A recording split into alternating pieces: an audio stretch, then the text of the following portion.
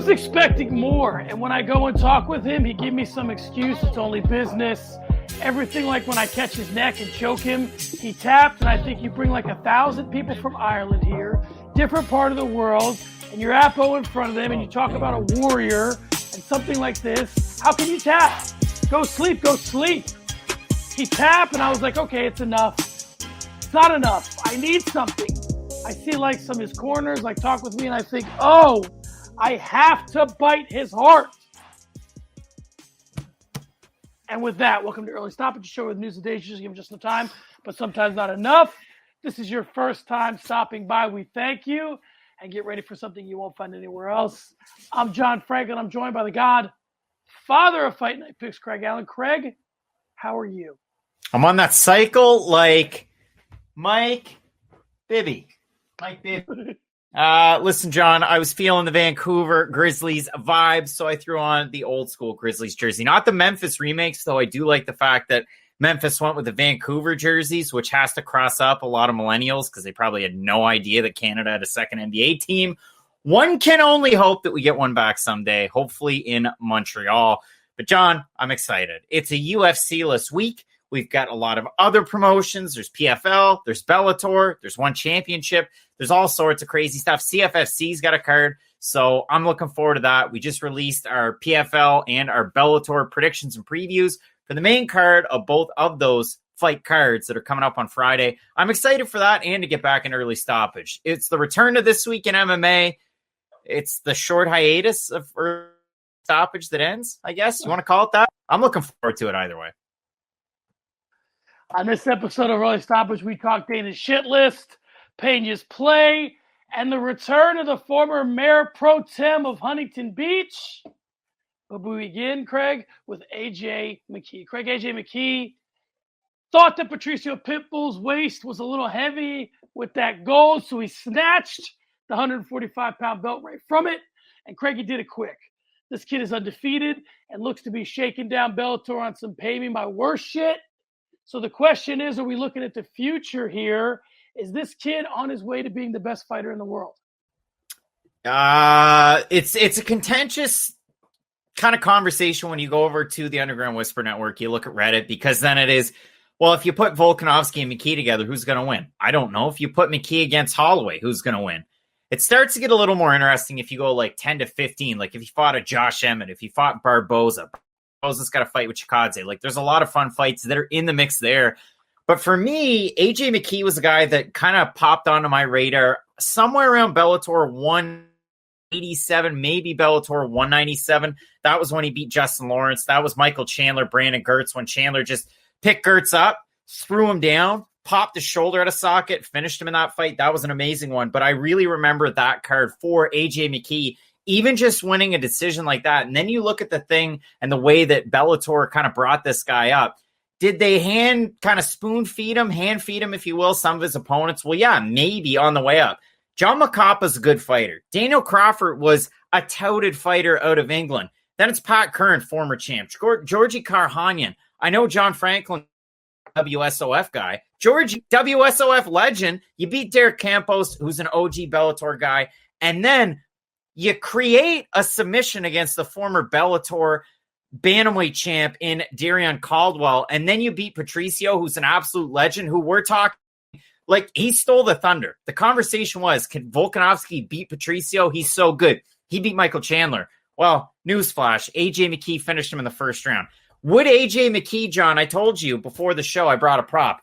Would AJ McKee become, and this is topical, like an Ill Will Brooks if he left Bellator? I don't know.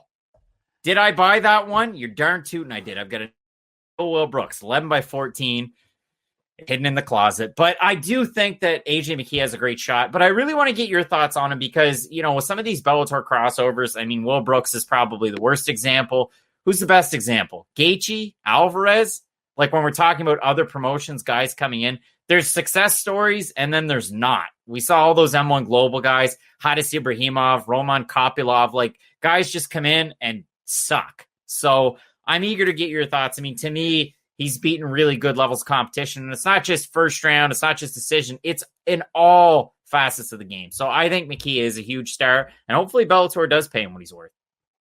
Yeah, I mean, I'll give you my opinion. I was unaware that there was a promotion that was putting on fights named Bellator, so I'll give you the best I got as far as analysis here. I don't want to cut you off, but like it surprised me because this is Bellator's biggest card. All the stars are there. All the big referees are there. And they didn't even scratch the surface of the UFC's worst card this year on a fight night. Like I couldn't believe that when I saw the numbers. It's hard to believe. Not But if you're you me, probably but if did. it's hard to no. If you're deep in the game like you are, it's hard to believe. Not so much for me. All right, well, let's talk about this kid though. You're right. That's the question. Is he Will Brooks or is he Justin Gaethje? Right? Is he a top 5 fighter? I know this. There's the old Floyd Mayweather line is there's not a lot of ways. There's a lot of ways to beat this guy. They don't know the way to beat me yet because I'm undefeated. Well, this kid's undefeated. So, I mean, we don't know quite yet what the ceiling is. We know that, the old saying in boxing was, once you beat a man, you claim his legacy.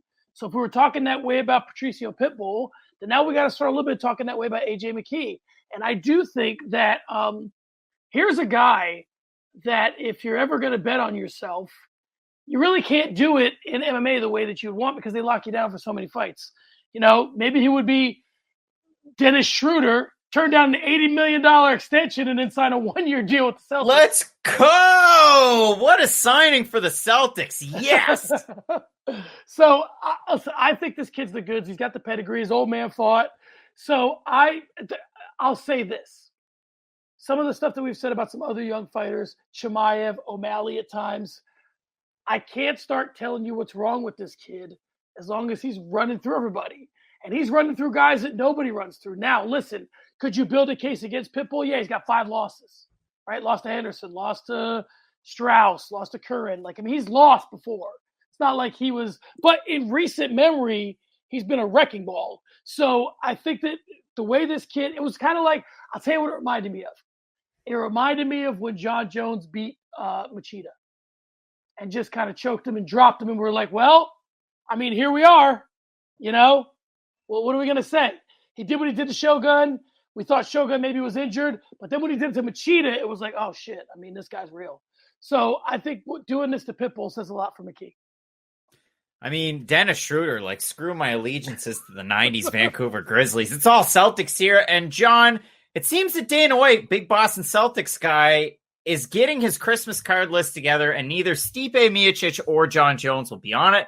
Dana says we probably won't see John Jones until 2022, and he wouldn't call Stipe if his house was on fire. Yikes. So what gives, and why not all the love from Dana White with 2 of his GOATs? I think that Dana White is a businessman, and I think that he's not a businessman. He's a businessman. No, I think that he uses the opportunities that he has to make examples of people. And I think that, he realizes that despite how good of fighters these guys are, they're not stars. They don't really change. Well, they're not stars in this respect. Can they really carry a pay-per-view, or do they need some help? I don't know that John Jones nor Stipe Miocic has ever shown an ability to carry a pay-per-view. So if you're Dana White, you're looking at it like this. If Jones needs Ngannou anyway, then maybe Ngannou and somebody else would do a similar number. If Miocic needs this person anyway, then maybe that person and another person might do a similar number. Now, are we kind of quibbling here over 100,000 buys? 100,000 buys is a big deal. 100,000 buys is a lot of money. So, especially as the pay-per-view number rises in terms of cost. That's a lot of money. So I don't think that he should kind of snicker at these guys and just, not give them their due. First of all, that fight with those 2 is a huge fight. Now, if you think you can only do, I think if Dana was smart, he'd book these guys for a main event non-title like he does Conor and figure his way around the logistics of it, because that is a check that you have to cash and let the winner get the big, the not as big a fighter. Can Dustin Poirier on his own sell a pay-per-view card? No. But Conor McGregor can. Can Max Holloway sell a pay-per-view card on his own? No. What about Israel Adesanya? Yes. John Jones is pound for pound ahead of everybody I asked you about. He's now ranked number 1 pound for pound by the UFC. Miocic is ranked 8th. McGregor's not on the list. Holloway's 9. Stipe's 8. So it's just one of those ones where I look at it. Why wouldn't you want 2 of your top 10 pound for pound fighters fighting? You're all right if they don't. That's cool. The one really weird thing that I'm just noticing on the UFC's website, and I know we're going to talk about it later. I don't know if you've seen this. This is actually really weird and coincidental. Top of the UFC's website right now, it says, congratulations, Gable Steveson, on winning Olympic gold for USA Wrestling. See more. On the UFC's website. Wow, so they'd rather promote a guy that has nothing to do with their promotion than their number 1 pound for pound fighter that makes them money and is a proven winner and is an all-time great. I think this is a silly play. I get it. Other people can fill the void. I already made that point for you. Bellator put up the best card they could, and it didn't even scratch the surface of a crap UFC card. And listen, I get really excited for those fights, and I do. I get invested in them. There's storylines to me, and I like doing the research. But if you're selling Sean Strickland versus Uriah Hall to the average person, they're not going to get up for it. And boy, did I hear about it all week. So when I look at John Jones and Stipe fighting, to me, it seems to be at the detriment of the UFC. But we've seen it time and again. The train keeps rolling. They'll produce stars. And it doesn't really matter who they put on the marquee. It continues to sell. So it's unfortunate to me. It's just really weird. And this Gable Steveson thing's weird too. It is, and I would give anything to go in that war room and just see kind of what they're. Give me 5 minutes in there. I don't need to be in there for an hour.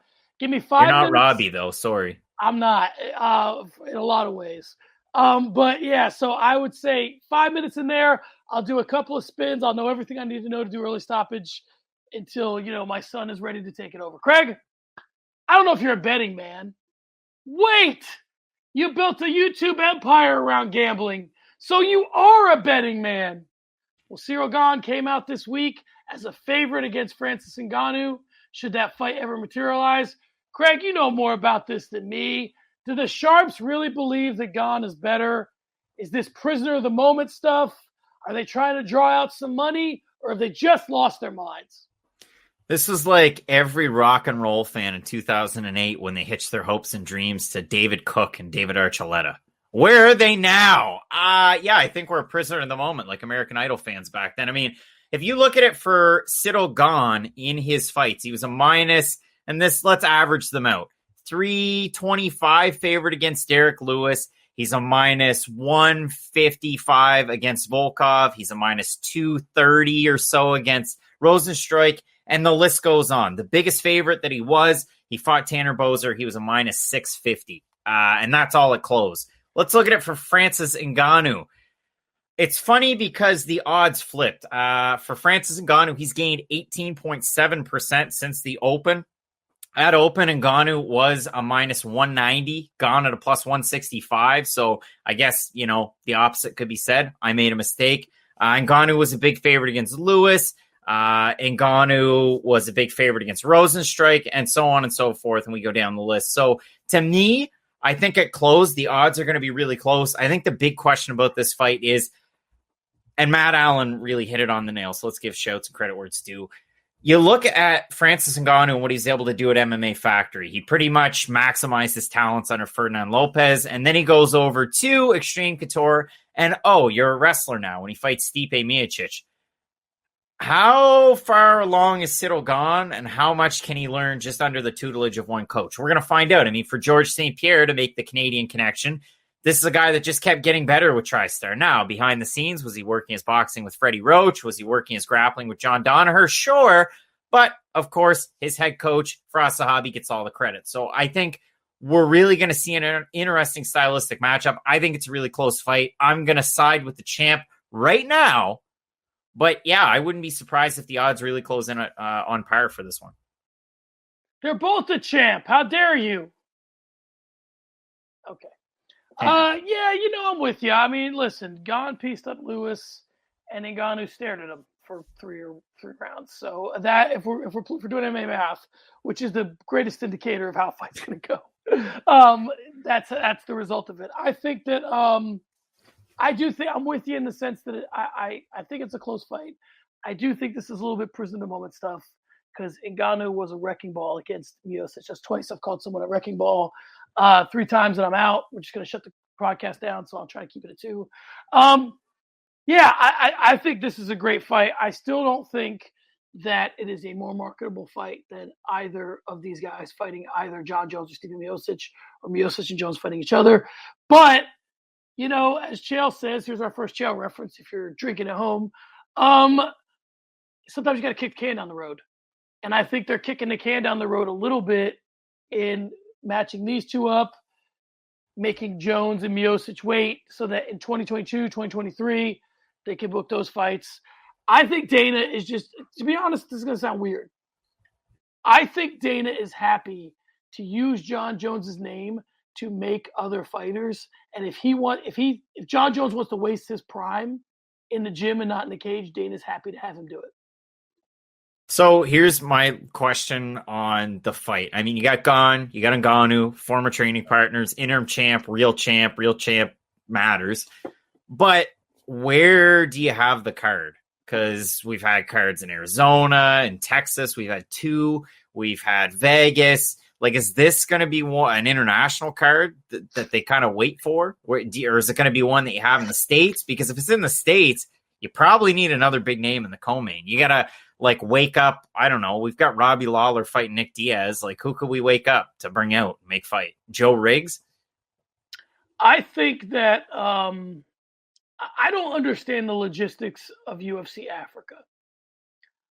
But in terms of why it's taking so long, I mean, you have 3 champions who are immensely popular. Well, one's immensely popular and 2 that are pretty popular guys that have connections to Africa. And yet here we sit without the Africa card. You know, listen, these fighters don't stop coming. They don't stop going after you. So it's not like they're going to be like, yeah, let those guys, we'll wait until they're ready to have a UFC card in Africa to go ahead and try and get the belt. No, they're trying to get the belt next time they're out.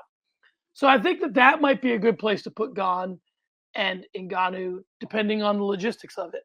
But either that or you put it where in a place that's more comfortable. I think it makes sense international. Put it in France. Put it in France. Where the gym is. They both speak French.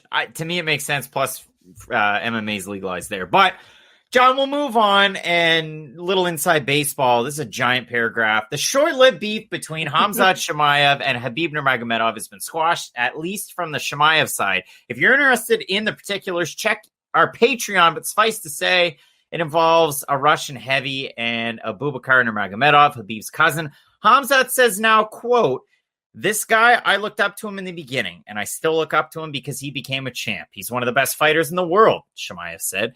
"People think I hate him, but I love him because he's Muslim. I'm Muslim. It's like the same, like he comes from some village, like me, same country, same small republic, like Chechnya, Dagestan, like this is still the same. I have a lot of brothers from Dagestan, and yeah, he's Muslim. I'm Muslim. We're brothers. Alhamdulillah." John, do you think Khamzat came on this on his own, or was there a little bit of coercion? And sidebar, I don't believe he's with Dominance anymore, from my understanding. You're Khamzat Chimaev, you can be one of the toughest fighters in the world and still not one of the toughest men in Russia. And I think that they were getting, listen, the guy, the Russian heavy who said that Khabib was whatever he was and Khamzat was the next one coming up. I think that there was probably some back channeling, and Khamzat was told, "Hey man, I understand you're feeling yourself and I understand you're confident and all that, but let's not drag Khabib into this. And let's not, he's as close as it comes to Russian royalty." So that's my thoughts on it. And I'm going to go ahead and get out of this before I say anything that might offend any Russian heavies. I don't know anything about this situation, but all I know is usually winning cures a lot of stuff, and that's where I'm going to go with it. Khamzat, where are you at? Like, when are we going to get a fight? Who's it going to be against? Li Jingliang? Hopefully. So I can't wait to see him back in the cage, but he's one of those guys, like Matt and I talked about it. You've got Magomedov fighting this weekend. You want a real brain bender, John? Magomedov fights for Bellator this weekend. Magomed Karimov fights for PFL. How crazy is that? You really want to scramble your brain. But Magomedov trains with Zabit Magomed-Sharipov. Wish we could see him sometime soon. Very difficult names for an English speaker, and we move on. All right, Craig, here we go. My Julianna Pena rant. My Julianna Pena rant. Pena was looking for an update from Dana White as to the status of her fight with Amanda Nunes, and she had to take to a fan Q&A, go up to the mic like anybody else to get it. Craig, the disrespect. Well, maybe. Okay, I'm a mess. So do you think this is a bit? Or do you think she really had to go to that length? And if she did, why? Well, I mean, you're her biggest supporter. So what, why? We'll throw it over to you. But then she's come out and said, oh, well, Amanda Nunes hasn't fought for the bantamweight belt in years. And if we're just throwing around interim belts, let's do it at women's bantamweight. Hey, Julianna. I can't even get her name right. Julianna Pena. Hey. No, I know her. But, no. No. Let's just wait for the fight to materialize. But Amanda hasn't been training for this fight. What? Come on. Stop throwing stones. You already got the fight. You're not going to sell it anymore. And what more are you going to make in a pay-per-view saying ridiculous things like this? I don't know. I don't like the entire situation. Should she have to go to that length? No. But again, you talk about it, a little promotional nudging. Hey, you come to this press conference. That's going to give us pretty good promo to try and sell the fight. So I think it's just a weird bucket of muscles. You don't often see stuff like this. My favorite press conference moment, I'm going to clip in right now, but it was when there was a guy that asked Luke Rockhold what he made of Chris Weidman's dad and Daddy's boy. That's still his son. That's my favorite press conference moment. But this is definitely in the low light section of the week. My favorite press conference moment is when someone asked JaVale McGee if his mom was dead. So that's me. But, or if his mom was alive. You asked that? Was that at the brothel when you asked it? Yeah, that's where it was. Listen, I disagree with you in this respect. No. I do think that she can sell the fight more if she gets herself out there. I do think that and listen, this is some playing chess and not checker shit, but if she figured that more people were going to watch that Q&A than watched an interview with her, then maybe it's smart to get yourself on the Q&A. So maybe I think if she's playing that game of the numbers and the metrics and what's going to get watched more, Chael brought up Chael reference number 2. He brought up something about, he told a story, but back in the day, they used to do before the weigh-ins a Q&A before the pandemics and all this whatever. But they do a Q&A. Chael crushed at him. He was great. Connor did a couple. There were some guys, Goldberg be up there, Rogan be up there, and it was just something to do to entertain the fans before the weigh-ins happened. And, so they didn't get just restless in their seats. And anyway, this is the vehicle for Julianna Pena if it still existed. She would do the Q&A. The fans at the weigh-in would see her. Her profile would grow bigger, and it would help sell the fight. In lieu of that, maybe it's okay to see people start popping into stuff like this. Yeah, I mean, 2 fights ago, you get submitted by a kickboxer, and now you're going to fight for a title. I don't know. But, John, what I do know is that Justin Gaethje has a fight booked with Michael Chandler at UFC 268, and Gaethje says it's been a long time since he hasn't liked an opponent, and he doesn't like Michael Chandler. So, John, does this fight need any other layers than just who the fighters are and how they fight? Well, and I've said this on any number of early Stoppage episodes, but I'll say it again now. The biggest compliment ever played to Arturo Gatti was it didn't matter whether he won or lost. It was how he fought. These 2 guys are cut from that cloth. You remember the fights. You don't remember the who won and who lost. You remember the Alvarez fight. You remember the Poirier fight, the Hooker fight. You remember all these fights. And I just think that for me, I don't think it needs another layer, but why the hell not? I mean, if he doesn't like the guy, I'm all for fight promotion. Don't fake it. Be authentic. People like authenticity. If you don't like them, and I'm not trying to nickel and dime here, but if it gets you 1,000, 2,000, whatever more pay-per-view buys than it would have, and it's legit, why the hell not? I don't know. I mean, when I look at this one, I think of that Star Wars quote. He doesn't like you. I'm sorry. I don't like you either. Cool, guys. Awesome. I mean, listen, Justin Gaethje sold a fight against James Vick. Don't forget that. Nebraska got that card. So when I look at this one, yeah, I think style for style, fight for fight, this is the best one. And it seems like if we're making throwback early stoppage references, the last episode of early stoppage that we had was Stipe on the marquee. I keep saying marquee again, 2 strikes, third one I'm out. But we talked about this being an inevitability. And then right before I think the episode came out, I had to put it underneath as a disclaimer that we filmed it a few days earlier, because it wasn't a surprise to us. And then lo and behold, the fight got announced. So I love the fight. I think it's great. But I think, yeah, just the 2 guys that are going to be in the cage, it sells itself. And we move on to sparring sessions. Craig, it looks like friend of the show, Jose Aldo, has some options. He wants to fight TJ Dillashaw, but the Underground Whisper Network is saying Conor McGregor's name at 155 pounds potentially. Listen, Conor is a long way from being back in the cage. But if you're Jose Aldo, you got what's the rush? You get back in there. I know he's not a young guy, but I mean, do you think it makes more sense for him to fight Dillashaw next? Do you think it makes more sense for him to fight Conor next? Or do you think he could do both? Well, Dillashaw is out for a bit, right? Due to the knee injury that he had against one Corey Sandhagen. So we'll see how Dillashaw makes out with that. I think Jose Aldo should wait for that fight, or a rematch with Petr Yan, or a fight with Aljamain Sterling. I mean, really, out of all of these people, and this might sound silly, Jose Aldo's in the driver's seat because didn't accept a lot of damage in his last fight against Munoz, fought probably the best fight out of McGregor and Dillashaw. Because again, I think that Dillashaw lost against Sandhagen, and I'll keep bringing that up.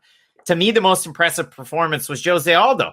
Look at the way that he checked those leg kicks. Awesome. He threw a few of his own. His boxing was his best it's ever been. John, I don't know how many times the commentary mentioned it. The fact that, what was it? He was training his boxing with the Army. Was that who it was? Or the Marines? The Marines boxing. See, I can't remember it, but they said it so many times that it was some branch of the Brazilian government. So great to see. But when I look at the division, I think the most fun fight would probably be against Rob Font, style for style. But if you really want to make a fun one, I guess Yan, Sterling, they have their own fight. So maybe you pick the loser of that one. I don't want to see it against Dillashaw, and I definitely don't want to see it against Conor McGregor. It's not because I don't like Conor, but when you're Jose Aldo, again, the conversation when he was done at 45 was that he would move up to 55. You don't start building your legacy at 35, pick up a couple of good wins over Marlon Vera and then Pedro Munoz and decide, hey, screw it, I'm going to 55. We don't make those decisions. You had that Frankie Edgar one-off where he was like, yeah, I guess I'll stick around 45 and fight the Korean Zombie. Look what happened to him. Don't do stuff like that. Just stick at 135, keep making the weight cut, don't expose yourself a second time against Conor McGregor, because if he loses there, it's pretty hard to pick yourself back up 20 pounds later. What about Dominic Cruz? What about him? You don't have any interest in Jose Aldo fighting Dominic Cruz. I know that's for a fact so silly. Rankings-wise, it's stupid. Dominic Cruz just won a split decision over Casey Kenny, who just lost to Sung Yadong, who was unranked. And it doesn't matter for either guy's legacy. They're both going to bounce. But it's stupid to fight Dominic Cruz. He's a big name, but it's stupid. It doesn't make any sense. It's a poster fight. Can I have a poster fight every once in a while? You know who's a poster fight? Every poster fight. Give this guy a fight in the UFC, Dana. Listen, he's been lighting up Twitter, adding Dana White, adding Sean Shelby. There were over 1,000 likes on his original tweet, and I was the first one to like it, where he screen capped it and said, see, it's picking up traction, and I retweeted it because I want to see Will Brooks back in the UFC. He had a great performance at XMMA the other week. But no, I don't want to see that one. I don't care. I just don't. I care. Sorry. I care. It's still real to me, damn it. So for the gram, Craig, Sean O'Malley's not happy with his pay, posing the question, why do they being the UFC, have a problem paying someone what they're worth? He then went on to say, they don't need me. The UFC would be 100% fine without me. They want another huge giant star. I can fill that role for sure, but they don't need me. But don't treat me like that. Like, act like I'm not training or nothing. go, you're hanging out with 6ix9ine, dude. I hung out with him once. Well, 3 days. But yeah, so it's like, cool, dude. Treat me like a piece of shit. No, it's like, dude, I would rather not deal with him at all and just deal with Dana. Which seems to answer his own question, doesn't it? As to why they're not paying him his worth. Is this kid barking up the wrong tree here? Or, I mean, listen, when I see Sean O'Malley, and I think we've posed this question before, but it's time to revisit it. I don't see Kurt Flood, right? I don't see this guy that's going to be like a rainbow-haired Kurt Flood that's going to change things.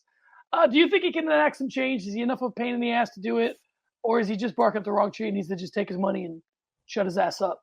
I mean, he riled up the Fight Night Picks fans the one time he hopped into the chat. So there was that on a live show. Never forget. But when I don't know, like, what's the scoop here? You've got your own clothing line that apparently sells really well. You've got a Twitch stream. You got a podcast. Like, you're setting yourself up in the Brenton Schaus type territory. Now all you need is your own Brian Callahan and a homeless cat army, and boom goes the dynamite. The blueprint's there. Just do, I don't know, what would you call them? Like market eatery journal. Is that what the comparison would be? And then bring on like prelim fighters, and you'd be following the blueprint there. Call it above the shirt. Above the shirt, is that good?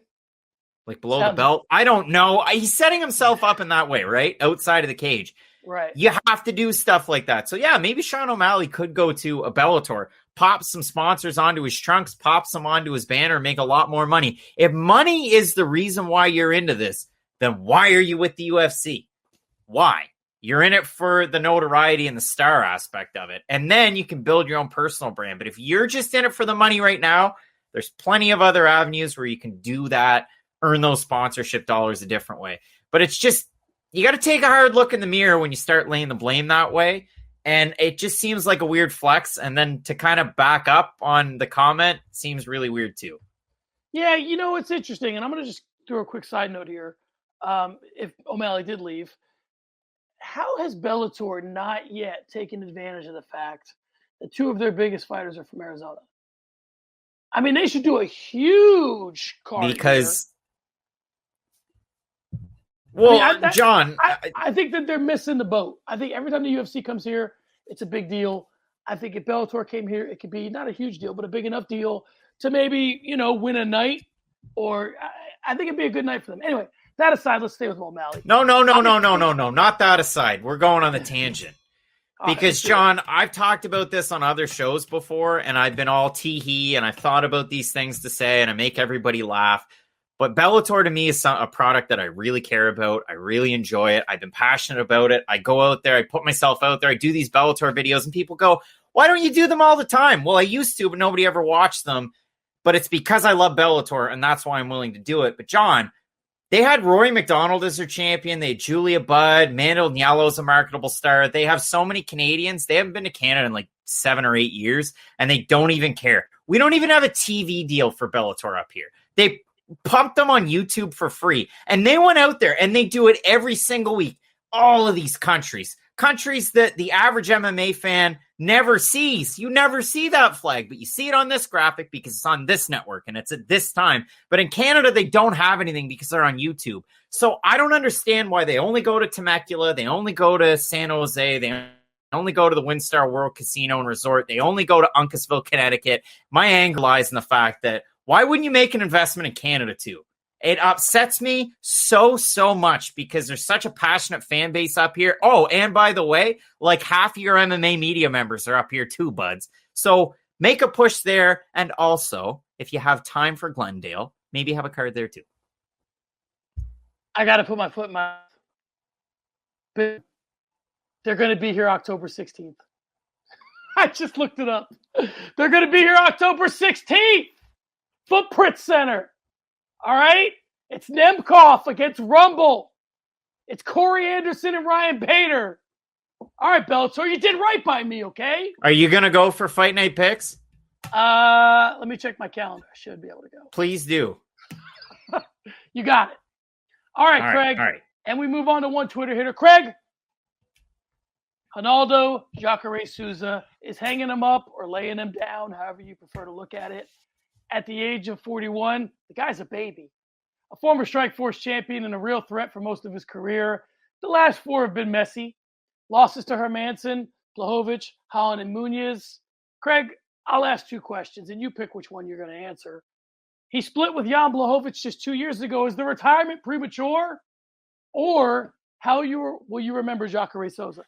Jacare Souza scared the shit out of me when I got back in MMA because I was like, who's this old guy that can just submit anybody and also power punch them and also beat the hell out of Derek Brunson at home? So for me, I'm going to remember Jacare as the former Strikeforce middleweight champ who beat Tim Kennedy. And I'm going to remember him as a perennial contender, one of the greatest middleweights of all time. And I think that's how a lot of people viewed him on the socials. A lot of people kind of looked at those last losses. So what? I'll halfway answer the Jan Blachowicz fight. It was boring as shit, and I don't think Jacare won it whatsoever. So there's that. It was obviously unfortunate if you're a big Jacare fan. The way that some of his fights went, even the Kelvin Gastelum fight, that was a really close fight. Could have gone either way, but I'm going to remember him as one of the greatest middleweights of all time. In that, like, Hector Lombard tier. Throwback, because we already talked about Lombard. I'll remember him, same thing. I mean, but for his accomplishments, of course. But I always remember him as a guy who seemed like he was such a stud on the ground. But it seemed like he was one of these wrestlers that always wanted to throw hands. And part of it was nobody dared take him to the ground. He's one of those guys who's, your reputation precedes you. And it's like, all right, I'm not playing that game with you. So if you want to stay in here and bang it out all night, so be it. But yeah, he was one of those guys that kind of never made the next level where they were really, really successful in one. I know it's a little bit reverse, or reverse engine, not reverse engineer, but kind of the opposite, but like Ryan Bader. Ryan Bader has an amazing legacy in Bellator, never quite did it in the UFC unless you want to throw it the Ultimate Fighter. But like there's certain guys that just never had the legacy in the big show that they had in the lesser shows. I'll think of Jacare that way. Although, I think that history will smile on Strikeforce because a lot of, whenever, Dana is nice enough to release some footage or get his ass going on making documentaries, if you'd like to release some footage, Craig and I would be happy to make you a documentary, Dana. If you don't want to release the footage, let's get a Strikeforce documentary. Let's get a good Pride. Let's really do some 30 for 30 level shit. Like a build-up of Verdum versus Fedor. That'd be a good one. Listen, even if Dana wants to take the piss out of the organizations by ending the documentaries with the fact that he destroyed them both, which I'm sure he will. But, at least give us the documentary, and then I'll shut it off 10 minutes early because I know you're going to, wipe your ass with them. And we move on to posting to the book. Old heads rejoice. Let's try that again. You're the ones on Facebook, old heads. Old heads rejoice. We have a co-main event for the De La Hoya Vitor Belfort Triller event on September 11th. It is Anderson Silva and not Logan Paul. It's Tito Ortiz. Sorry, Logan Paul. Craig, how interested in this card are you? Because I'm calling everyone I know and inviting them. Just kidding. COVID. But I will be watching it. So I'm very excited. And one little thing I want to throw in there just to make things interesting. Where do you think De La Hoya and Tito are with that Golden Boy MMA? Is there a little bit of beef between them? Is that a nice little subplot? I forgot about that, right? Because Tito was almost like engineering himself into like a general manager's role. Like he was going to start making fights and getting all these contacts together. And then it didn't happen. So, yeah, it's weird that this is going to be under the Triller banner, not under the Golden Boy Promotions banner, I guess. I'm all about it. I think now that you've got Anderson Silva involved and Tito Ortiz, I might not have paid for it for Belfort and De La Hoya. Nah, who am I kidding? I probably would have anyway, but now this adds an extra cherry on top. It's going to be really weird, though, when you've got, like, singers the likes of, like, like a Megan Thee Stallion or Cardi B, and then there's, like, 40-year-old men coming out to fight. Like, what are the rules for these fights? Can they go, like, balls to the wall, like, your ass is grass, and then they're going to really just swing? I have no idea what kind of fight we're going to get. We had Clay Collard on. MMA boxer of 2020, if you want to call him that, but he had a hell of a time. And JHK asked him what he thought of this fight. He's got De La Hoya. He's got De La Hoya to beat Belfort, but a lot of MMA guys have Belfort to win. A lot of them. Dana White included. Let me ask you a question. The difference between these fights and Floyd Mayweather fights is they're all being booked as boxing fights. They're all being booked as legitimate, commissioned, got to make weight, got to pass medicals fights. So of the 4 guys who were involved, 4, who do you think is going to take it the most serious? De La Hoya, Vitor Belfort, Anderson Silva, or Tito Ortiz? It's got to be Silva or Ortiz to me. I mean, like, that was the scary thing about the Chuck Liddell fight, and the reason why I thought he had no chance, because Tito was still taking a fight every year and a half, and he's staying in shape. Like, that's why I didn't understand that fight happening. I thought it was really silly, and it's easy to say that after the fact, but I'm on record saying it before the fight happened. So I think one of those 2 guys, I mean, great that De La Hoya is coming back for him, great for Belfort, and hopefully they're in great shape, but I think it's got to be one of those 2. Yeah, I really thought Anderson Silva took that Julio Cesar Chavez fight really seriously. I mean, he was busted. He was in his ass for most of the fight. Now, I don't know if that's a function of he wanted to be taken serious as a boxer against a boxer, or he thought that I'm in here with a boxer. This guy's a real threat. I don't want to look bad. I don't know if he would take it easy on Tito or not. I hope that Anderson Silva is the guy that says, if I sign up for a fight's going to happen. That would be very interesting to me, because if he signs up for a fight and decides a fight's going to happen, and the Anderson Silva that showed up against Julio Cesar Chavez shows up, he's going to bust Tito's ass in a big way. I think he boxed his ears in. Right. He was busting Chavez's ass that night. And I think that if Tito comes in there on his Mayor Pro Tem MAGA shit, he's going to be in for a long night, and he's going to get busted up something pretty, because he's not that great a boxer to begin with. So, I mean, Anderson's a far superior striker to start. And if he goes in there half-assing it, I think he's going to be made to look a fool. So, speaking of people who are transitioning from one sport to another, let's move on to start the conversation. Craig, the aforementioned Gable Steveson. He came out this week and said, and I'm paraphrasing here, so don't tell Gable Steveson to come beat my ass if I misquote him, but he said, in so many words, you know what? Let me work on these hands. Give me 18 months, and I'll come in and get that UFC heavyweight belt. Let's start the conversation with, has the UFC evolved to the point where a guy with specialty skills, Adesanya, just can't hop in and grab belts? Let me put my reading glasses on, my Clark Kent glasses, and let's have a look at the UFC's heavyweight division, John. We start off with Sergey Pavlovich at 15. He is a striker. He just strikes. Let's move up the ranks.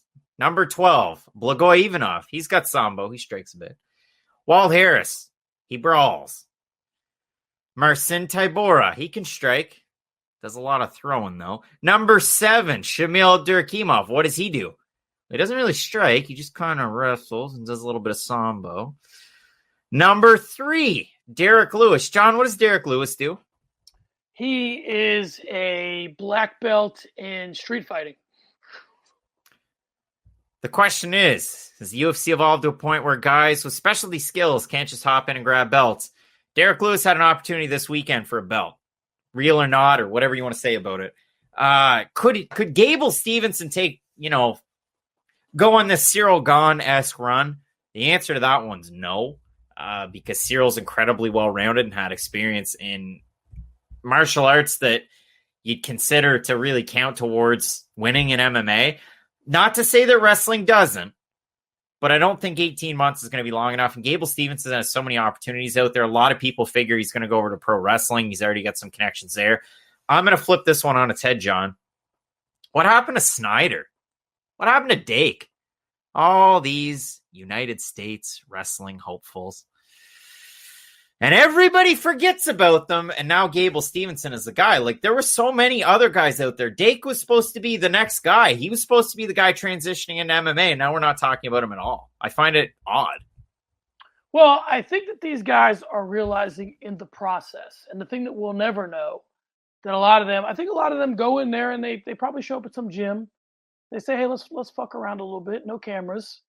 And they realize, oh, this is a lot more complicated than I think. Not everybody, let me tell you something.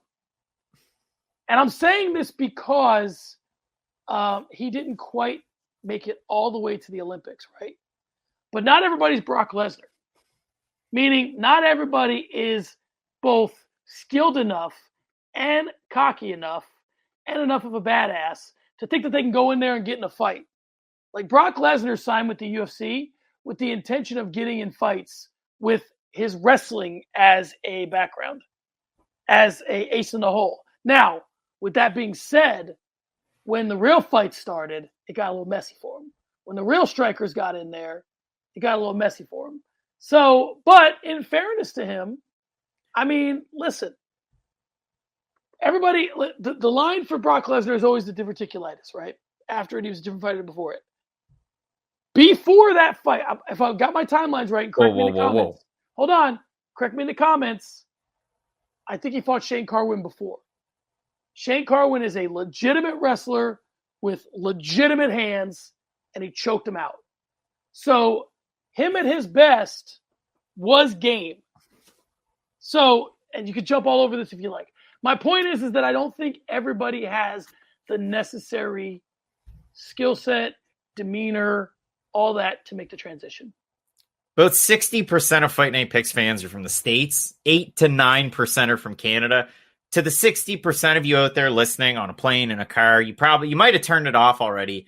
I was taking a joke of a jab at the American wrestlers. Kyle Dake was actually a guy that Jorge Masvidal brought in to, get some reps in wrestling to get ready for Kamaru Usman. And look how that one turned out. Ooh, gotcha! No, I'm just kidding. Kyle Dake is actually a really good wrestler, and everybody that trained with him in MMA probably learned a boatload, and I'm sure he's a great guy to gain some knowledge from. And to me, it was really unfortunate that a lot of the Americans couldn't kind of get to the pinnacle, couldn't make it to where Gable Steveson was. So shouts to everybody that made it that far. But when I look at Brock Lesnar, Shane Carwin pieced him up in the first round, and I was surprised they didn't stop the fight.